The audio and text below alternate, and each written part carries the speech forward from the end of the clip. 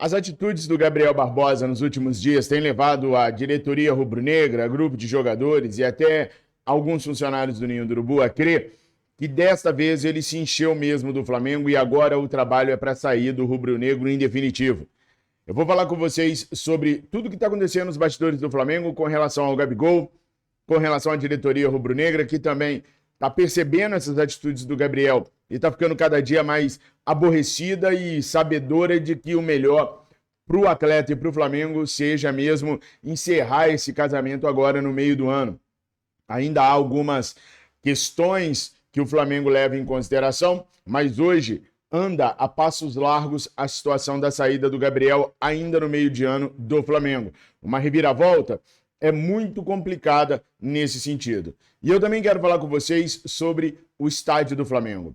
Há algumas semanas, não, há alguns meses, a gente vem trazendo algumas informações para vocês que nem sempre são as melhores informações de se ouvir, mas sempre foram a verdade do que estava acontecendo no estádio. E agora, sem ter para onde correr, a grande mídia e até alguns veículos especializados começam a trazer para você, torcedor rubro-negro, as informações que a gente já trazia e tomava pancada por trazer essas informações há 3, 4 meses atrás. Mas nem tudo está perdido com relação ao estádio, nem tudo está perdido com relação a Gabriel Barbosa. Ainda há outras maneiras do Flamengo conseguir ter sucesso em cada uma dessas empreitadas. O Flamengo joga contra o Vasco nesse domingo e ganhou um reforço de peso. O técnico Tite está rindo de orelha a orelha, porque vai ter um baita de um reforço para esse jogo contra o Vasco da Gama. Eu sou o Fabrício Lopes, você está no canal Resenha Rubro-Negra e agora nós vamos falar sobre Mengão Queridão até o final. Portanto, eu peço que você fique até o final do vídeo para saber sobre o Gabigol, para saber sobre esse jogo contra o Vasco da Gama, para saber sobre o estádio do Flamengo e o terreno do gasômetro, enfim, para saber de tudo o que está acontecendo no Mengão Queridão. Não esquece de se inscrever no nosso canal, nós estamos muito próximos dos 157 mil inscritos, a gente está nessa luta para conseguir reaver os 600 mil inscritos que a gente tinha no antigo canal, e eu sei que você que está aí do outro lado, que gosta da nossa notícia, gosta da nossa maneira de fazer a apuração dos fatos para vocês, vão nos ajudar recomendando o nosso canal e enchendo mesmo os pacovados dos seus amigos e suas amigas para eles poderem se inscrever aqui. A gente conta com vocês. Além da sua inscrição e da sua recomendação, tem aqueles 3 Cs. Curta, comenta e compartilha para a gente continuar cada dia mais forte e trazendo a verdade. Doa quem doer, mesmo que doem nós mesmos aqui no YouTube. Tamo juntos, nação? Bom, vamos começar por esse jogo que vai acontecer neste final de semana. O Brasileirão tá voltando, nação. Finalmente o brasileiro tá voltando. Os clubes gaúchos começam a tentar normalizar a sua vida, jogando as competições novamente. E final de semana tem clássico. Flamengo e Vasco, Vasco e Flamengo jogarão no Maracanã neste final de semana. O Vasco vem aí dos últimos 4 jogos de 3 empates e apenas uma vitória. Apesar de terem passado na base dos pênaltis na Copa do Brasil, o Vasco empatou o seu jogo. Ganhou apenas do Vitória e depois disso é uma série de empates. Os caras estão com um treinador novo. Sempre que chega um treinador na equipe, a equipe fica mais animada, os jogadores querem provar seu valor. O homem da boina chegou no Vasco da Gama e promete fazer do Vasco da Gama uma potência no futebol brasileiro ainda em 2024. Do lado de cá, do lado bom da força, o Mengão Queridão teve uma grande novidade hoje. Fabrício Bruno não vai mais para o West Ham. Fabrício Bruno fica no Flamengo. No nosso pré-jogo, do jogo contra a equipe do Milionários, eu falei para vocês que não tinha cabimento essa história de homenagear o Fabrício Bruno no campo. Ainda não tinham se fechado as tratativas e por isso, se homenageasse o jogador naquele dia, ele poderia no dia seguinte não concluir a situação dele com o West Ham e o Flamengo ia ficar a ver navios. Tanto é que não houve mesmo a tão famigerada homenagem que muitos anunciaram por aí. Acontece que o Fabrício Bruno decidiu hoje ficar no Flamengo porque os valores oferecidos ao West Ham era pouca coisa superior aos valores que o Flamengo hoje oferece ao jogador. Eu me lembro que eu falei para vocês que hoje a gente tem condições de brigar com os clubes médios e pequenos europeus por jogadores. Essa é uma disputa que o Flamengo ganhou, gente. É como tá na Tumbinei, o Flamengo ganha concorrência contra clube europeu. É muito claro isso. Porque quando o Flamengo consegue manter valores financeiros pareados com o de um clube como é o West Ham, a gente mostra que financeiramente a gente é muito poderoso. Que financeiramente o Flamengo hoje tem condições de bater de frente com essas equipes. Eu sou mais velho, acompanho o Flamengo desde a década de 80. Estou cansado de perder ídolos para clubes pequenos, que é só um exemplo para vocês. O maior ídolo da história do Flamengo foi perdido para o Udinese, o Zico. O Milan veio ao Flamengo antes, ofereceu uma grana, o Flamengo rejeitou e o Zico foi vendido para a Udinese porque a Udinese botou mais dinheiro. Naquela época o jogador não tinha escolha. A Udinese botou mais dinheiro. Então, mesmo sem o Zico querer ir, o Flamengo foi lá e vendeu. Por quê, gente? Porque naquela época a gente era refém do dinheiro dos europeus. Hoje nós não somos mais. E nem é uma decisão do Flamengo. Por exemplo, o Flamengo e o West Ham se acertaram. 13,5 milhões de euros, que os caras pagariam fixos, mais 1,5 milhões de euros, que seriam pagos de 2 vezes. Quando o zagueiro completasse 30 jogos, 750 mil iam para o Flamengo. Completou 60, mais 750 mil iriam para o Flamengo. Então o Flamengo com os europeus, beleza. Só que o jogador olhou, pô, eu ganho X aqui, lá eu vou ganhar X mais um golinho, prefiro ficar aqui. Aqui já é minha casa, minha família está aqui perto. Lá ele teria que ficar 6 meses longe da família. O custo de vida lá é maior. É claro, Fabrício Bruno poderia ter avaliado de outra maneira. Podia ter avaliado assim, não, eu vou para perder um pouco de dinheiro no West Ham, mostrar o meu trabalho e quem sabe, numa segunda temporada, conseguir me transferir para uma outra equipe e aí ter feito esse investimento de primeira temporada valer a pena. Mas ele não quis, porque o Flamengo tem uma estrutura, o Flamengo tem é cercado para o jogador de uma estrutura que faz com que ele pense 30 vezes antes de sair do clube. O que ele vai ter lá, ele tem aqui. Ele chegou na seleção brasileira através do Flamengo.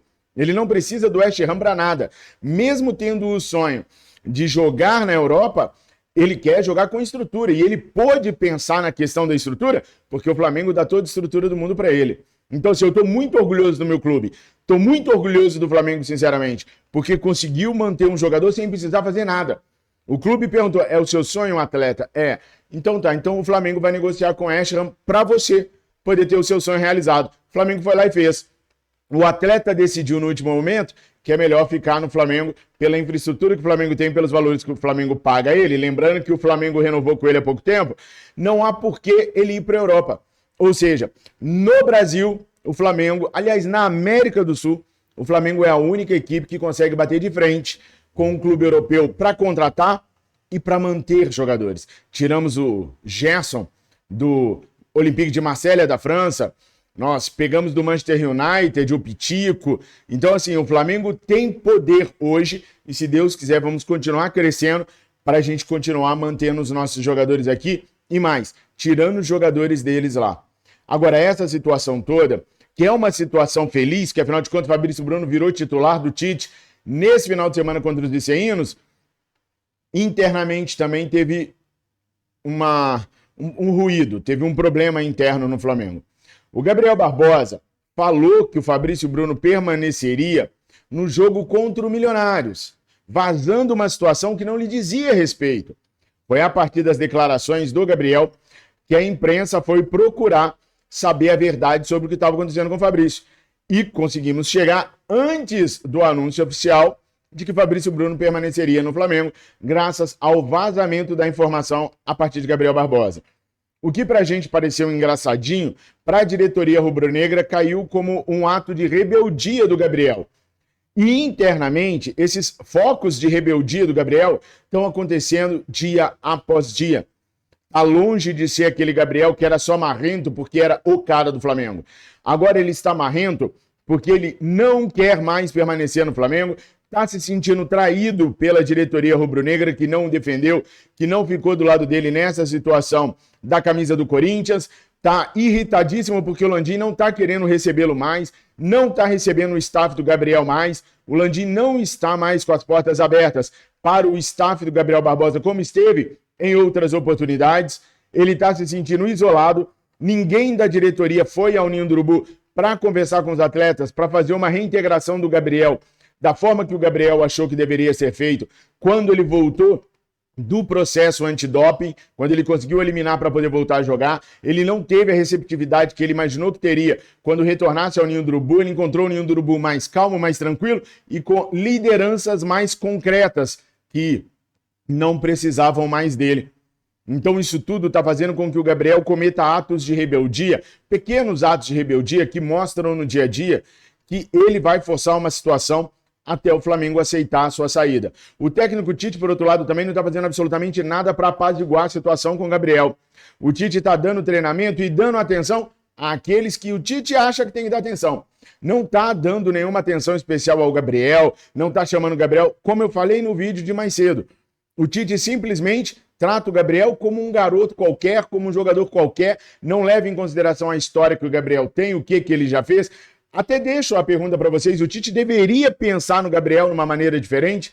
O Tite precisa ver o Gabriel de uma maneira diferente, pessoal? Comenta aí, porque o Tite não está tomando nenhuma atitude diferenciada com relação ao Gabriel, é só mais um jogador que tem no elenco e ele trata o Gabriel desta maneira. Quando e se precisar do Gabriel, o Tite vai colocar, senão ele vai ficar no banco de reservas, porque simplesmente o Tite não está nem aí para a situação do atleta. Então, põe nos comentários, o Tite está certo em tratar o Gabriel como apenas mais um jogador? Ou o Tite deveria ter tido um pouquinho mais de tato para lidar com o Gabriel? Não estou tirando, não quero que vocês tirem conclusão da minha opinião, porque eu não dei minha opinião aqui, tá? Eu quero saber de vocês e por isso eu vou omitir a minha para não influenciá-los. Mas falem para mim, Tite está certo ou está errado? O Flamengo deveria já liberar o Gabriel agora?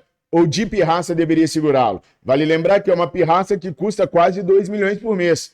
Então, pirraçar mantendo o Gabriel agora, seria aí, nós temos mais 6 meses de futebol, quase 12 milhões de reais, quase, né? É um valor alto para fazer pirraça por um jogador. Então, comenta aí para mim o que vocês acham da situação do Gabriel. Mas ele está forçando sim a barra para o clima interno ficar cada dia pior e ele ter que acabar saindo do Clube de Regatas do Flamengo. Então opinem, curta, comenta e compartilha, além de se inscrever, é claro. Bom, a ESPN fez hoje uma entrevista com comerciantes lá no terreno do gasômetro que eu achei bem interessante. Vou rodar agora para vocês e eu volto em seguida para a gente comentar sobre o que está acontecendo nesse momento entre Flamengo e Caixa, Porto Maravilha, Prefeitura do Rio de Janeiro e o terreno do gasômetro. Espia só. Tem um comércio desde 1985. Esqueci, porque aqui inclusive é um local completamente, como é que se diz, delocalizado, entendeu? Você tem saída para todos os lugares. Eu não vejo capacidade, o local para guardar tanto carro assim. Agora, em relação ao comércio, eu acho que vai melhorar muito. Para os comerciantes assim em si, vai trazer um fluxo muito grande de pessoas e até visibilidade para São Cristóvão, né? Que é o que precisa. Você não pode botar o jogo do Vasco junto com o jogo do Flamengo, até porque os dois são em São Cristóvão, né? Querendo ou não, fica muito mais fácil ter um conflito do que com os dias de jogos alternados. Se botar jogo no mesmo dia, realmente não vai funcionar. Cara, eu acho que aqui é um pouco pequeno para o estádio aqui, né? Porque é muito... Eu acho que teria que ser um local mais com espaço. O comércio eu acredito que ia melhorar. Agora, o trânsito, eu acredito que pior. Tem que melhorar muita coisa, né? Eu não sei que espaço é pequeno aqui. Eu acho que vai piorar. Primeiro lugar, o trânsito. Segundo lugar, as ruas que não tem ralo suficiente. Enche tudo isso aqui quando chove. É mais atrapalhado que ajudar.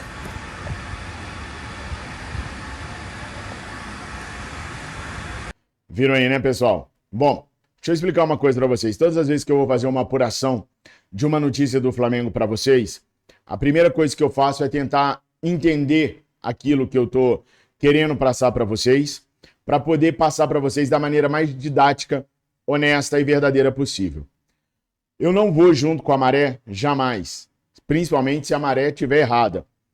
Então, por muitas vezes, muitos que vêm aqui no meu canal, que até gostam de mim, quando ouvem algo diferente do que a mídia em geral está propagando, acaba ficando chateado comigo, brigando comigo, até às vezes me ofendendo. Mas eu não me importo, não. Se eu tiver com a certeza daquilo que eu estou falando, então eu não me importo. Eu prefiro que você tenha raiva momentânea de mim porque eu falei a verdade, do que você se iludir comigo e me ver no meio de um bolo que eu nunca quis fazer parte.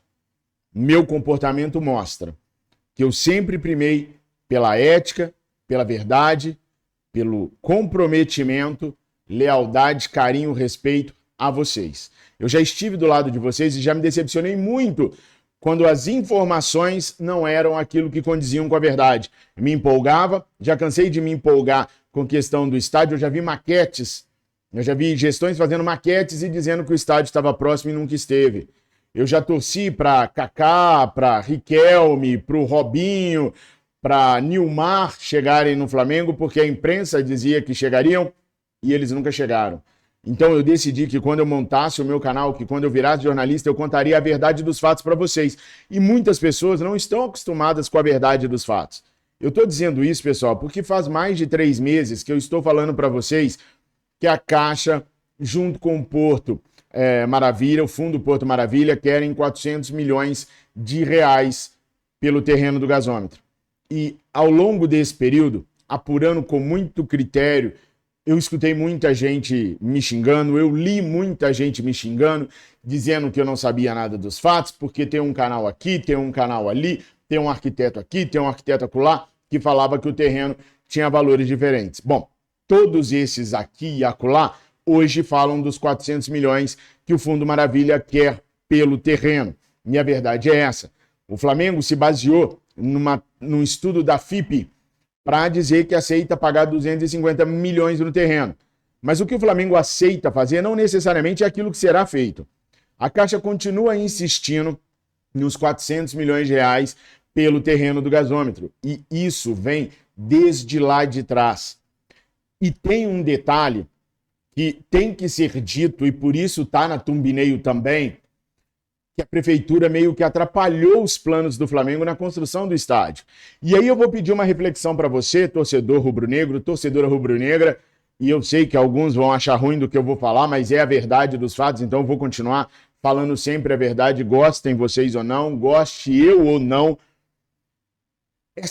Essa vontade gigantesca do prefeito vascaíno em ajudar o Flamengo a ter seu estádio próprio não pode ser justamente porque ele sabe que já atrapalhou os planos do Flamengo. Vou explicar.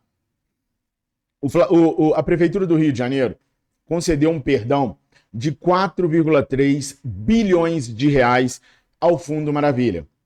Com esse perdão, gente, não tem como a gente pedir pressa da Caixa pela venda do terreno. Os caras não estão esgoelados.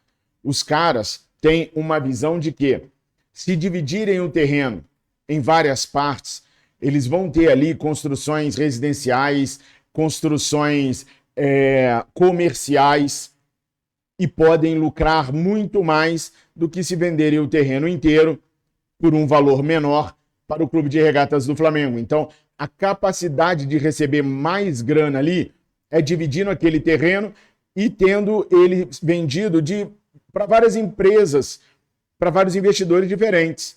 Então, o fato do prefeito do Rio de Janeiro ter abonado para os caras 4,3 bilhões de reais tirou a forca do pescoço dos caras. E os caras não precisam correr mais. Agora, o prefeito também disse que se eles ficarem enrolando e não venderem para o Flamengo, aí que ele vai desapropriar o terreno. Vários especialistas vieram me colocar no Twitter, nas minhas redes sociais, que se desapropriar aquilo ali, desta maneira que o prefeito está falando, imediatamente o Fundo Maravilha entra na justiça e acaba conseguindo o terreno de volta, ou, na pior das hipóteses, impedindo que se construa qualquer coisa naquele lugar até que o trâmite legal tenha sido encerrado. E aí o Flamengo ficaria a ver navios, não poderia construir o seu estádio mesmo com o terreno parado ali.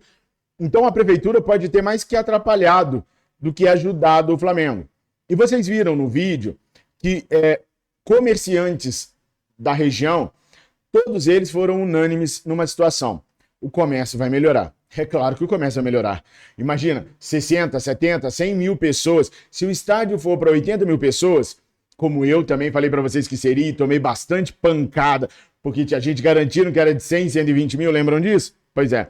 Se o estádio for para 80 mil pessoas, a gente vai ter circulando por ali em dia de jogo 100, 120 mil pessoas.